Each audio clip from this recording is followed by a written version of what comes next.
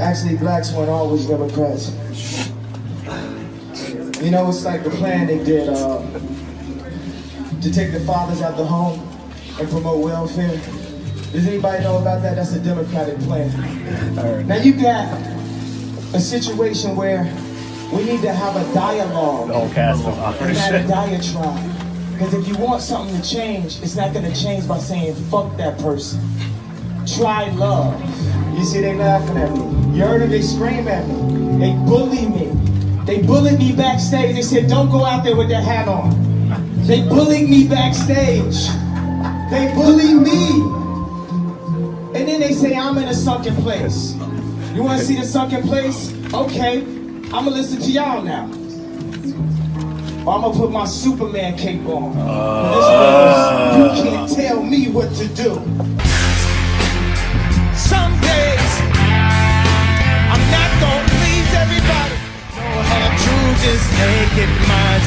This ain't what they had in mind, but maybe someday. Follow your heart and stop following your mind. That's how we're controlled. That's how we're programmed. If you want the world to move forward, try love. Thank y'all for giving me this platform. I know some of y'all don't agree, but y'all be going at that man neck a lot, and I don't think it's actually that helpful. I think the universe has balance. 90% of news are liberal. 90% of TV, LA, New York, writers, rappers, musicians. So it's easy to make it seem like it's so one-sided. And I feel kind of free. I thought this country said I could be me. I love me too. And I love y'all too, so bring the band back. Bring the band back. If you felt that and you understand that, bring your motherfucking hands up. I feel kind of free.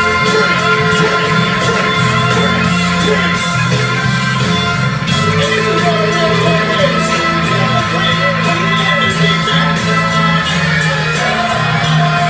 That was weird. That was so weird. I see it in your face. Black men.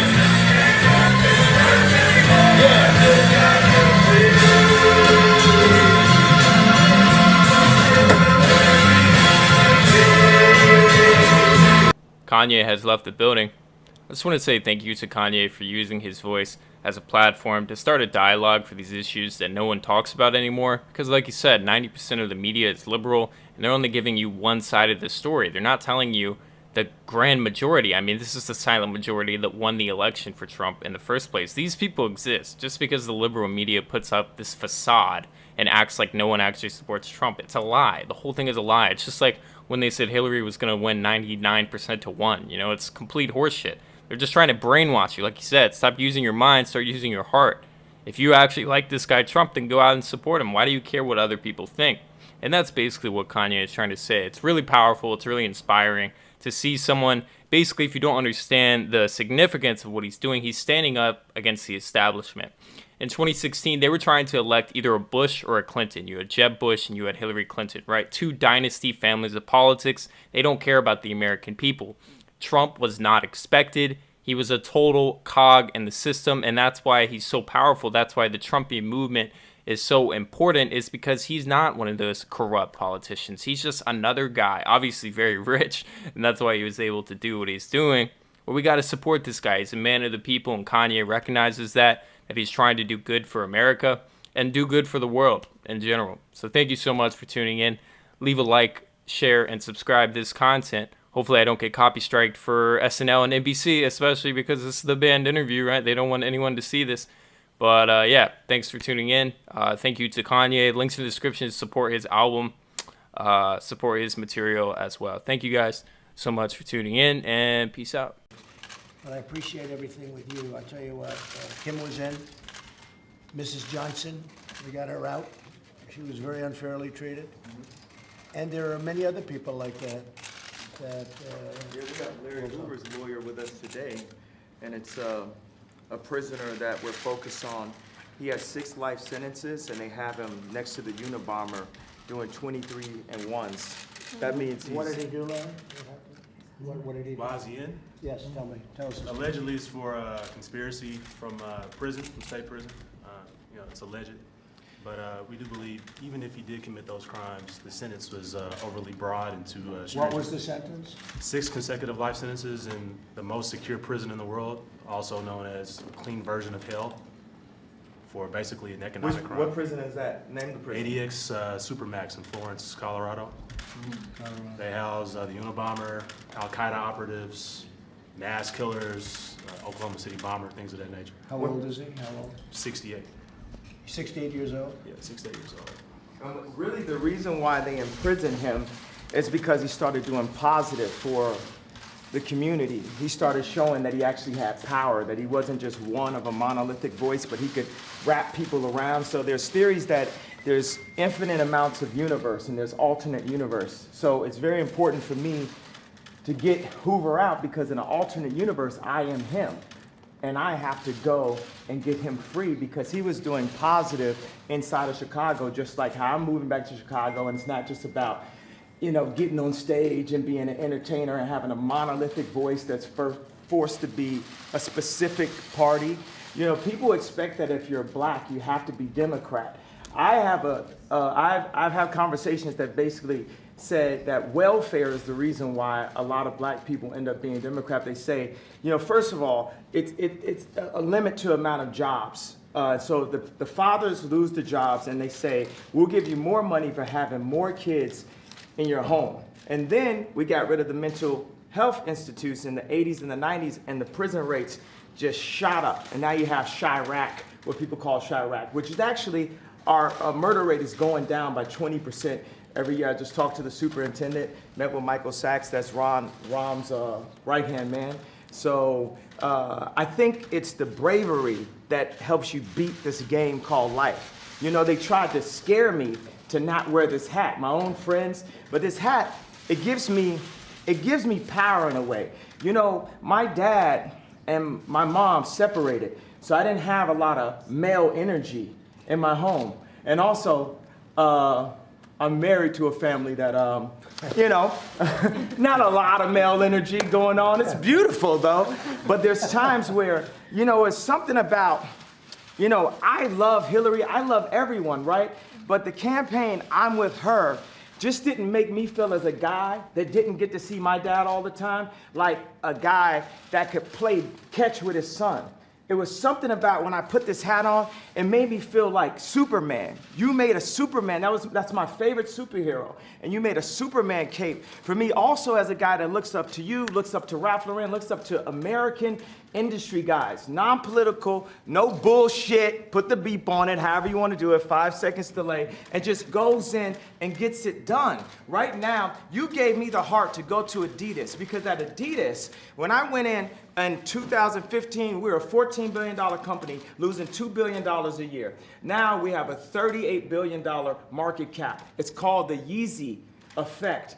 And I went to Casper, we had a meeting in Chicago, and I said, you have to bring manufacturing onshore, not even shore, into the core. It's not about the borders, the core of Adidas. And Chicago is the core of Middle America. We have to make Middle America strong. So I had the balls, because I had enough balls to put on this hat. I mean, this Adidas thing made me a billionaire. And I could have lost $200 million walking away from that deal. But even with that, I knew it was more important for me to take the chance of walking away from that deal than to have no fathers in Chicago with no homes. And when we do have prison reformation, because it's habilitation, not rehabilitation, because we didn't have the abilities in the first place. We never had anyone that taught us. We didn't teach us. Exactly, we ain't had no one that taught us, right? So it's more important than any specific deal, anything, that we bring jobs into America, and that we provide a transition with mental health and the American education curriculum that Jim has worked on. Larry Hoover also has a curriculum that he's worked on. We have Montessori curriculums that we worked on. WeWorks has a beautiful curriculum. The Waldorf establishment has a curriculum. We have meditation. There's a lot of things affecting our mental health that makes us do crazy things that puts us back into that trap door called the 13th Amendment. I did say abolish with the hat on because why would you keep something around that's a trap door? If you build in a floor, the Constitution is the base of our industry, right? Of our country, of our company. Would you build a trap door that if you mess up and you accidentally something happens, you fall and you end up next to the Unabomber? You got to remove all that trapdoor out of the relationship. The 4 gentlemen that wrote the 13th Amendment, and I think the way the universe works, it's perfect. We don't have 13 floors, do we? You know, so the four gentlemen that wrote the 13th Amendment didn't look like the people they were amending. Also, at that point, it was illegal for blacks to read or African Americans to read. And so that meant if you actually read the amendment, you get locked up and turned to a slave. Again, so what I think is we don't need sentences, we need pardons. We need to talk to people. I was diagnosed with bipolar disorder. I was connected with a neuropsychologist that works with the athletes in the NBA and the NFL. And he looked at my brain. It's equal on 3 parts. I'm going to go ahead, drop some bombs for you. 98 percentile IQ test.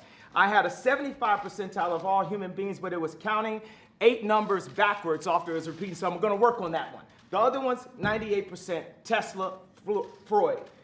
You know, so he said that I actually wasn't bipolar. I had sleep deprivation, which could cause dementia 10 to 20 years from now, where I wouldn't even remember my son's name. So all this power that I got, and I'm taking my son to the Sox game and all that, I wouldn't be able to remember his name from a misdiagnosis.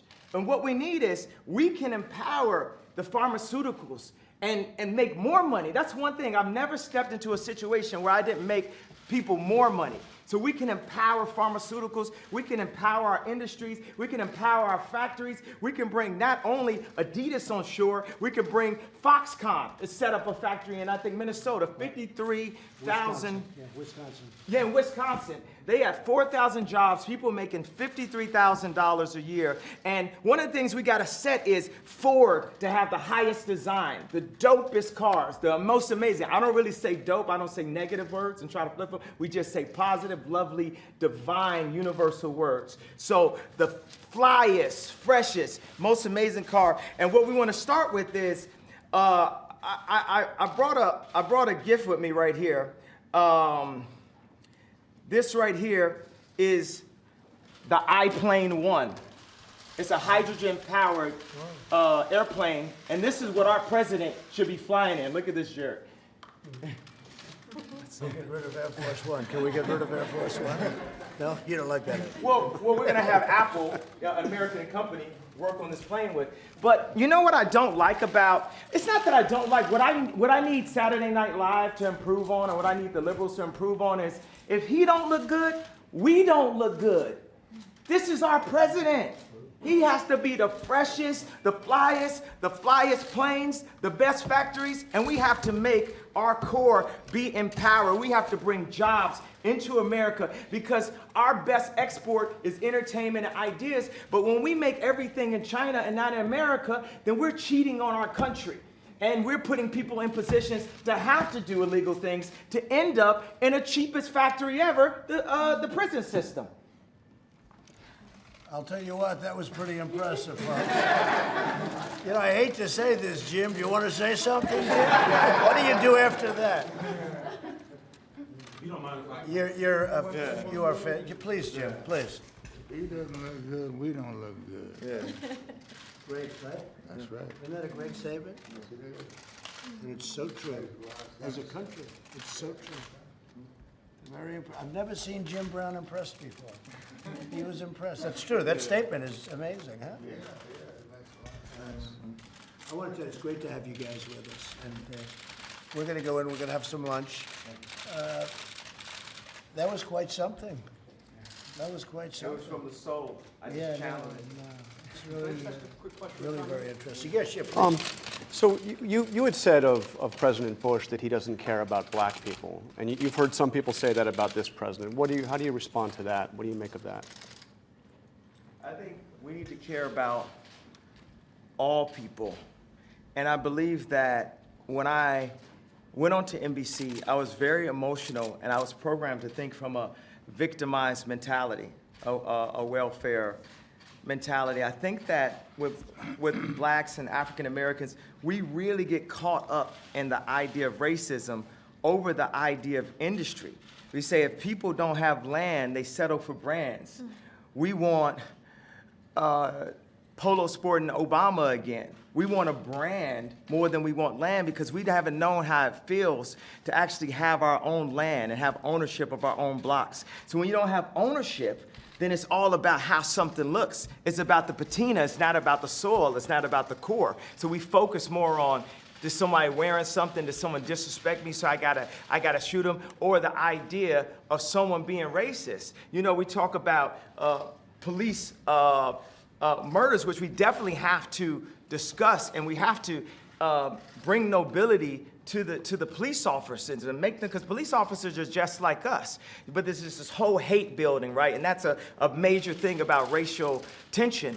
And we also, as black people, we have to take a responsibility for what we're doing. We kill each other more than police officers. And that's not saying that the police officer is not an issue, because they are in a position of power.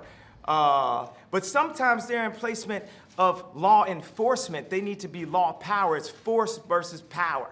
You shouldn't have to force people to do that. So a lot of times a police officer is sitting there, they're being forced to do this and forced to do that block, and then they force somebody into something and force something. We have to release the love throughout the entire country and give opportunities. A lot of times it's just the overall lack of reparations that we, at any given point, we say, oh, this is racist, this is racist, this is racist, this is racist. So we don't have the reparations, but we have the 13th Amendment. We got to open up the whole conversation. So, and that's a move. One of the moves that I love that liberals tried to do, the liberal will try to control a black person through the concept of racism because they know that we are very proud, emotional people. So when I said I like Trump to like someone that's liberal, they'll say, oh, but he's racist. You think racism can control me? Oh, that don't stop me. That's an invisible wall. Mr. West, what would you like? But you don't think you reject those who say he's racist? You had one question, we can go to another question. Okay. I answered your question. I don't answer questions in simple sound bites. You are tasting a fine wine. It has multiple notes to it. You better play 4D chess with me like it's Minority Report, because it ain't that simple. It's complex. Mr. President, what would you like? I'm from the Chicago Sun-Times, so I would like to know what you would like to ask President Trump to do for Chicago. You're here to talk about crime in Chicago. The thing that the head of the police and Mike Sachs met with me last night at the Soho House about was we feel that stop and frisk does not help the relationships in the city. And everyone that knew I was coming here said, ask about stop and frisk. That's the number one thing that we're having this conversation about. Another thing is opening up industries, and we've got to get some tax breaks because we're making, we got a speed factory in Atlanta, but the shoes are costing us $300, so it's costing us too much to make things. So we need some prototypes here so we can get people back working, so China can't just beat us and Vietnam can't beat us. You got Levi's, the greatest jeans company in the world, making their jeans in Vietnam. So we're gonna need to get a few breaks to be able to have some places in my hometown of Chicago, in the 2.7 million to the 9 million surrounding suburbs, where we can create some factories. Now, I think it would be cool for them to be Trump factories because he's a master of industry, he's a builder. And I think it would be cool to have Yeezy ideation centers, which would be a mix of education that empowers people and gives them modern information. Like sometimes people say, this kid has ADD, this kid has ADD.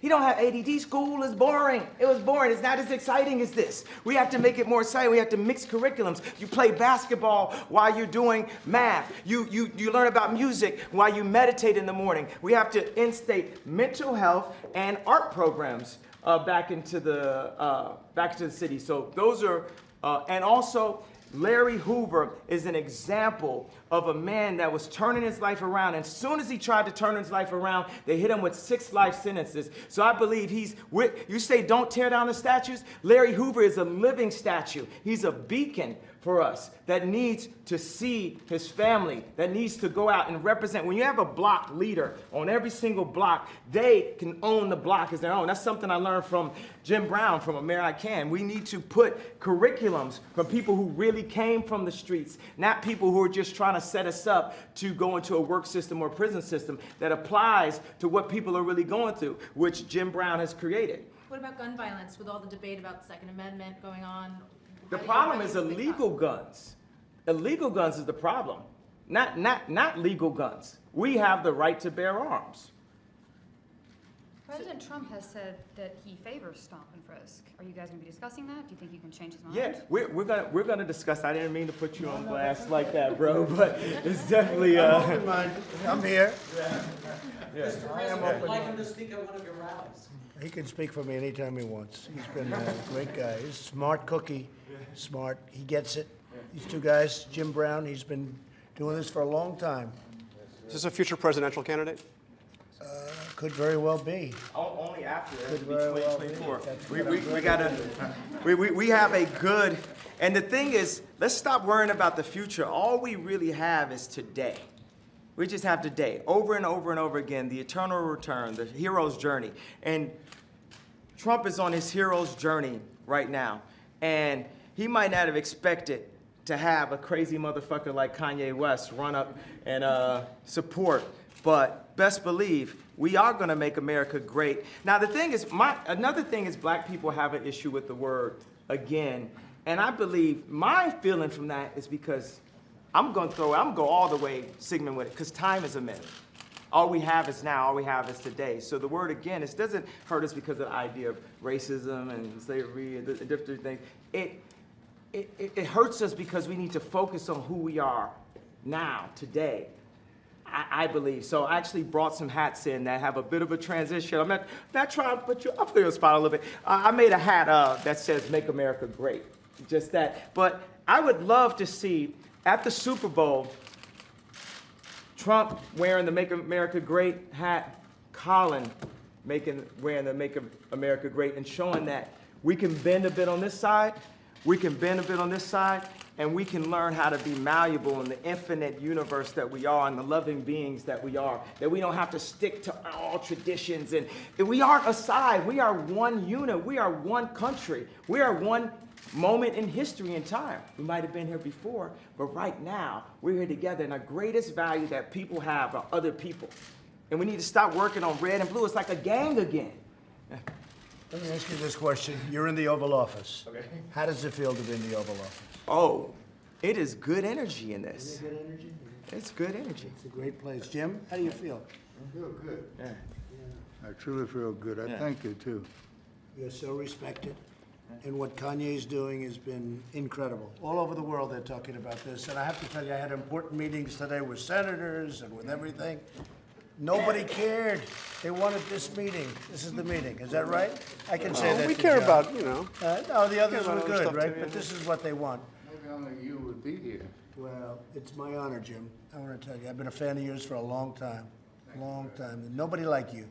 Nobody like you. No athlete like you. Well, you know why I'm here? I'm here to serve. Yeah, it's really nice, man. I'm not here to ask for anything. I'm here to And contribute. you know, that's always been the way Jim has been for a long time. And he just wanted to help, and it's something special. Jennifer, did you have a question?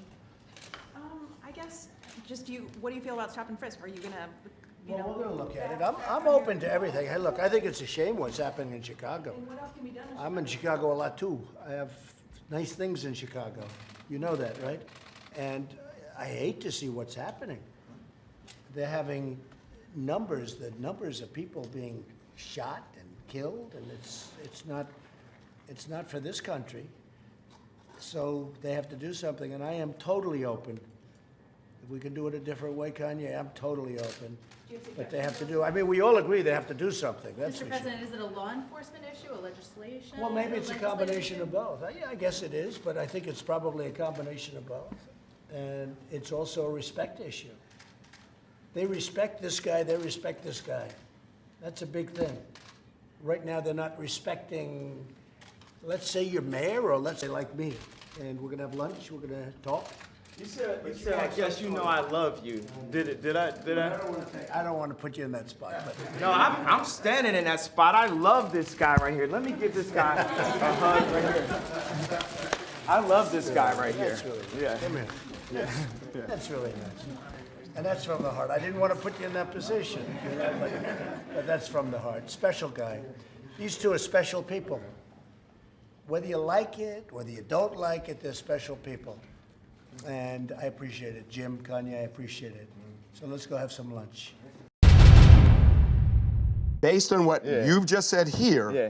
it sounds to me you got precisely the reaction you wanted by wearing that hat. I didn't want a reaction. You wanted a reaction. No. You knew there was going to be a reaction. I knew there was going to be a reaction, but I'm just living my life day by day, doing what I feel and what the Spirit calls upon me to do. But it also But you realize opens that you up this influence dialogue that you're not apologizing, because everybody else, when they make a statement like that, they end up apologizing because they're so worried about what people say on social media. Well, you know why when I went to visit him the first time, Right after the election. Yeah, and I took the tweets Yeah. down and everything. Yeah. Because I was drugged the fuck out, bro. I was drugged out. I was on opioids. 2 days after I got off of opioids, and I was addicted to opioids, 2 days I got off of opioids, I'm in the hospital, right? I'm taking hey, everyone listen to this, please. 2 days before I was in the hospital, I was on opioids. I was addicted to opioids. I had plastic surgery because I was trying to look good for y'all. I got liposuction because I didn't want y'all to call me fat like y'all called Rob at the wedding and made him fly home before me and Kim got married. I didn't want y'all to call me fat, so I got liposuction, right? And they gave me opioids, right? And I started taking 2 of them and then driving to work on the opioids, right? Then my boy, and I'd always ask my boy, you know, to hand me if it's, you know, we on tour, give me some weed, blah, blah, blah. So he had to go give me the opioids. And there was talks amongst my camp, like, Ye's popping pills, right? So when he handed this to me, he said, you know this is used to kill genius, right? So I didn't take it. 2 days later, I'm in the hospital. I was taking 2 pills a day at that time. When I left the hospital, how many pills you think I was given? 7. I went from taking 2 pills to taking 7. So the reason why I denounced, why I dropped those tweets and everything, because I was drugged the fuck out, bro. And I'm not drugged out. These pills that they want me to take 3 of a day, I take 1 a week, maybe 2 a week. Y'all had me scared of myself, of my vision. So I took some pills so I wouldn't go to the hospital and prove everyone right.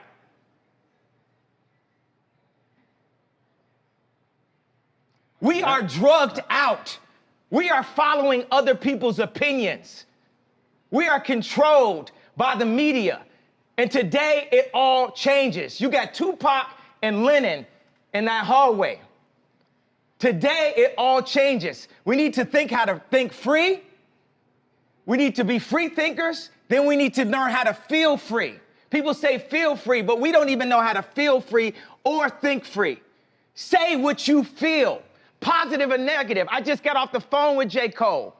He said, how you feel when they said the Crips is gonna kill you? I said, man, that was the headline. But when they said they wanted to beat me up, I said, that's great. They're my brothers. They love me. They don't want nothing to happen to Ye. They just want to beat some sense into me. I love Daz. I love the Crips. I love the Bloods. I love everyone. How many people are feeling, how many people felt something that I said today? Raise a hand if you felt something that I said today. Do you feel that I'm feeling, do you feel that I'm being free and I'm thinking free? Yes. I actually don't think you're thinking anything. I think what you're doing right now is actually the absence of thought. And the reason why I feel like that, because Kanye, you're entitled to your opinion. You're entitled to believe whatever you want. But there is fact and real world, real life consequence behind everything that you just said. And while you are making music and being an artist and living the life that you've earned by being a genius, the rest of us in society have to deal with these threats to our lives. We have to deal with the marginalization that has come from the 400 years of slavery that you said for our people was a choice. Every day we have to walk into that truth while you choose to say things that, to be honest with you, dog, are nonsensical. You want to think freely?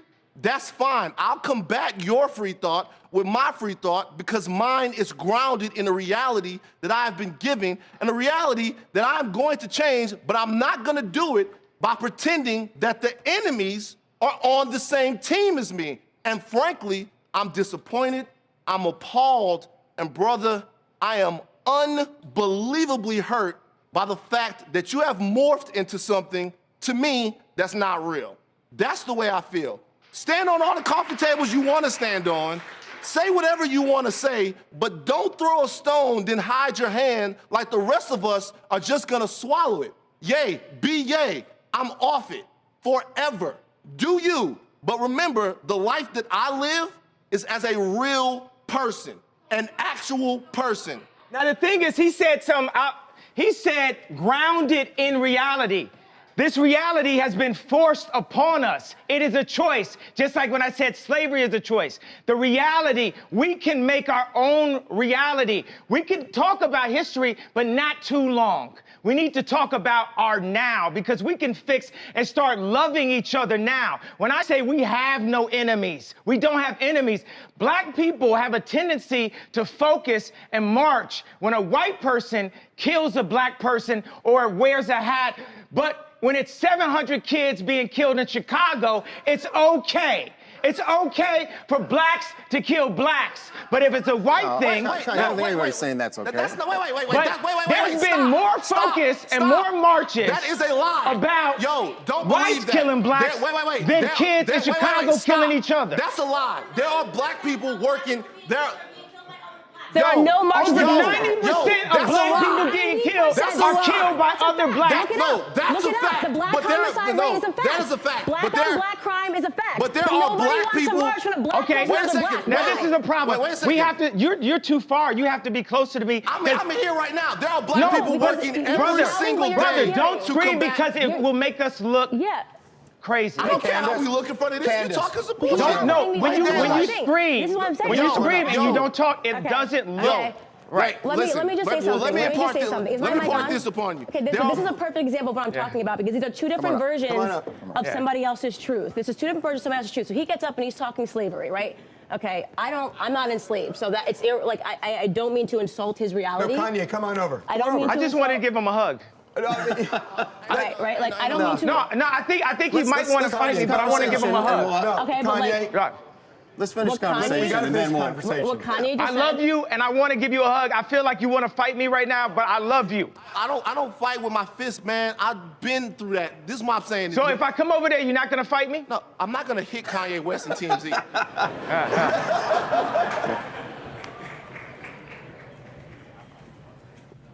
Bro, you got to be responsible, man. Bro, I'm sorry I hurt you. You got to be responsible, dog. I'm sorry I hurt you, bro. Your voice is too big. You got to be responsible. I'm sorry I hurt you, bro. I love you, bro. I'm sorry I hurt you with my words, bro. I love you, bro. Responsible, man. Bro, you gotta be responsible. I didn't mean to say things that hurt you. I didn't mean to wear the hat out the blue and shock so many people and not give them a way out of the pain. I understand that gave them pain, that made them see pain. But guess what? When I went into the hospital. We're now in the hospital. TMZ is the hospital to fix the world. Obama was our opioids. It made us feel like everything was good. That's not true, bro. Yeah. That's not true. Listen, first of all, calmly. What's your name, though? I'm Van. I'm sorry for disappointing you, Van. Yeah, listen. Yeah.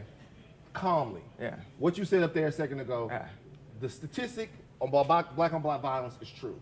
What they don't tell you is there are people dedicating their lives to working throughout the problems of black people. There are black people every day, boots on the ground. They're all over the place that are working towards this. Like every single day, people are trying to fix this problem.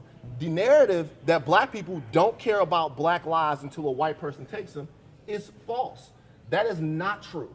But the problem is, the people that are doing this work in communities every day, guys all over the place, they don't get the type of reverence, they don't get the type of shine, they don't get the type of light spotted on them, the spotlight, should I say, that other people do. Those people are the ones that need to be empowered, the people that can help Chicago, that can help South Baton Rouge, that can help those places, that are working there every day. They doing it and they dedicating their lives to it. But they don't get big up by rappers, they don't get invited to things, they do it for nothing because they have to. So what I'm trying to say is while we're having all of these conversations about stuff that gets covered on the news, who's gonna talk about what doesn't get covered on the news? Like to me, for a lot of years, the dude that inspired me to be more than what I was in Baton Rouge, that was you. Ask everybody in this room for years, ask everybody in here, how many times we've had a Kanye West story and I've stood there, the only person to defend Kanye West because of what you meant to me, and then after that, you slap me in my fucking face by getting next to people who mean me harm and who don't even care about the fact, about being honest about the fact that they mean me harm. I think that we have to get next to everyone. If we don't like Trump, we have to talk to them. We have to talk because Trump is a human being also, and he's in a very powerful position, and he's doing a lot of things to actually help business owners be able to go past all these fake laws and rules and things. I mean, candidates can give you the facts better than that, but we need to speak to people.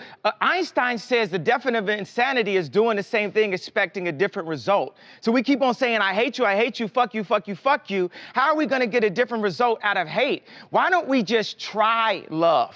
Why don't we just try love? Why can't it be okay for an influential rapper in the black community to go up to the president and talk to him about how we can make a change one by one? We have the resources for a peaceful world. I believe that Kim Jong-un didn't believe that Obama was crazy enough to come at him.